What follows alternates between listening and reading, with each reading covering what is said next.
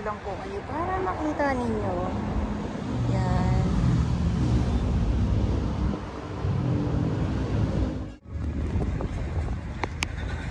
Good morning Manila Bay Dolomites. Saan po tayo ngayong araw? Tuesday at ngayon ay April 16, 2024. Alas 10 ng umaga na po at syempre pag ganito katirik ang araw, konti lang po yung ating mga nandito ngayon sa Dolomites. May mga iilan ay talaga namang nagbibilad sila, nagpapainit. Summer na, so kulang na lang po talaga dito yung maligo. At mayroon tayong makitang nagpapakita ng ab sa likod. Ab sa likod talaga. Good morning po at kamusta naman po kayo? Ayan o sila. So bali ilan lang po yung mga nandito ngayon. Ulitin ko lang po dahil ay sobrang init nga po. Kaya yung iba naman nandito sa lilim. Ay may nakahiga. Pero inyo yung mga kahit yung foreigner no, sumisilong din po sila. Sumisilong din po pala sila dahil nga po ay sobrang init. Kaya kung yung ating makikita dito no, pag yung pwede nang maligo, alam nyo, yung pagtatampisaw, pagpapakita ng abs sa likod. So ito naman, yung kulay asul, lalagyan na ng basura. Marami po tayo nyan. At ito naman, yung ating mga halaman na nandito, mga hilera po sila. O, ang ganda tingnan, ang ganda pagmasdan pag may mga ganitong mga bulaklak tayong nakikita dito sa Manila Bay.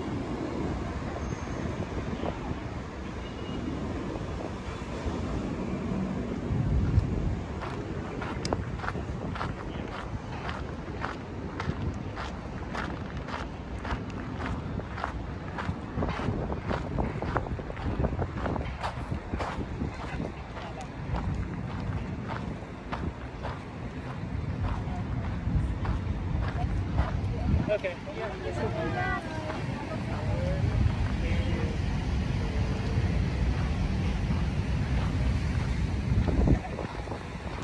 Hanggang dito yan no.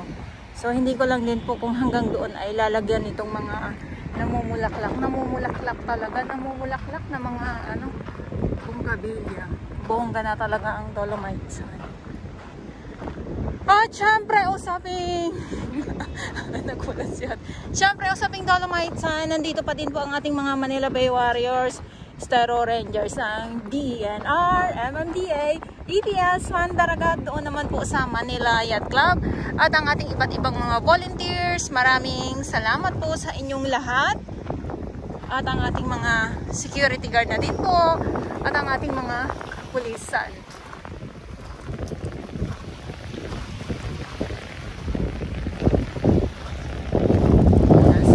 Dahil nga po ay tag-init, summer po, ay wala tayong makitang mga iba't ibang mga basura na paparating. So parang madami dito ay yung mga seaweeds at yung mga lukot.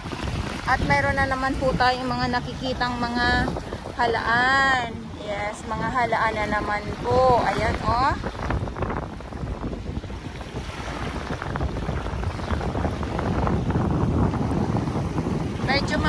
Medyo mahangin, malakas ang hangin. Kaya pasensya po kung maingay po ang ating kuha, no? Kasi nga po malakas po ang hangin at ang hampas ng alon. Ayan si Haring Araw, oh. Grabe.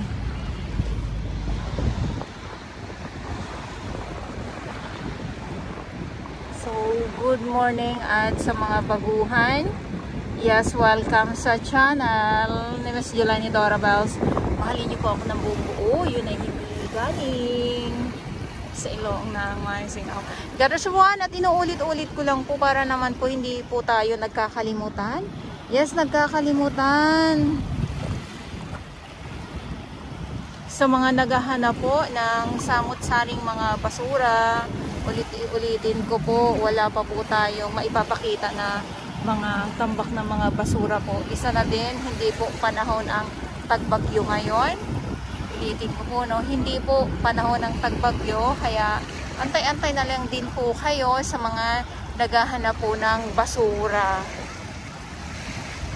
Pag tagbagyo, doon po kayo makakakita ng iba't ibang mga kulay. Pero hindi naman po pababayaan ng ating mga warriors dahil ay talaga naman nandito po kaagad sila. Hindi po nila kaagad pinatatanggal yung mga basura na dumadating or dadagsa po. Ayun. At syempre sa ating iba't ibang mga volunteers, nakakatuwa kasi pag marami, mas masaya.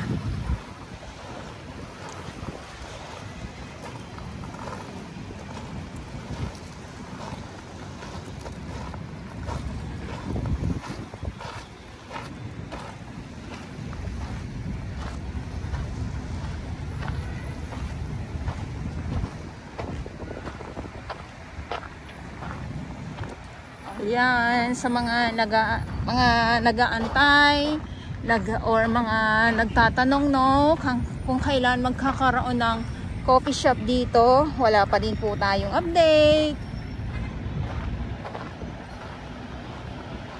Abang na lang din po tayo.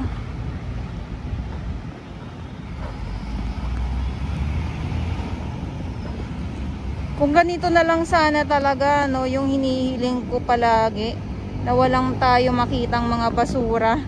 Hindi lang dito sa karagatan ng Manila Bay, kundi sa buong mundo. Kaya lang hindi. Malayo po yun na mangyari. Kasi 'di ba sa mga nangyayari na din ngayon, yung ang dami mga binabago, yung maganda yung lugar, sinisira. Yung mga ganun po. Grabe naman. Nakaka-amaze naman yung ganitong view.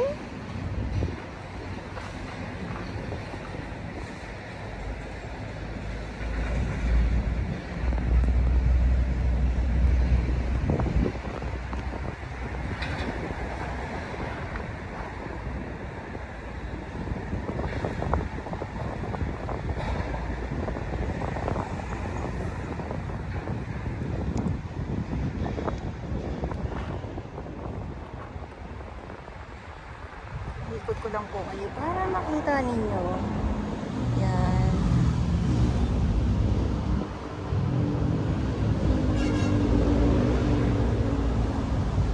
Ano yung ating view for today?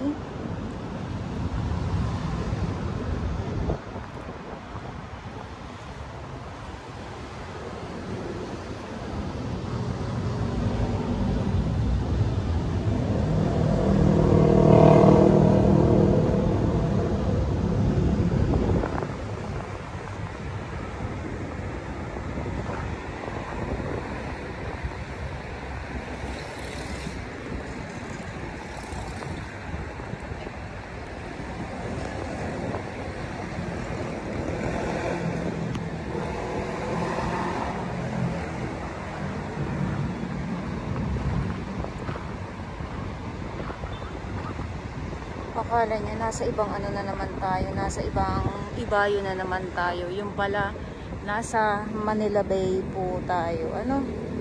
Kasi iisipin niyo talaga yung ganitong view. Pero syempre sa mga susunod na mga taon, hindi na yung ating makikita na ganito, kundi mga nagtataasang mga building na po dyan sa may laot, gawa ng itong reclamation Pasay area nga po na ginagawa. May foreigner nagbibila doon siya, oh. Siya lang naman talaga yung ano, yung may iba na mga foreigner talaga na nagbibilad sa init, may iba naman na siguro hindi nila kaya din, nasa lilim sila.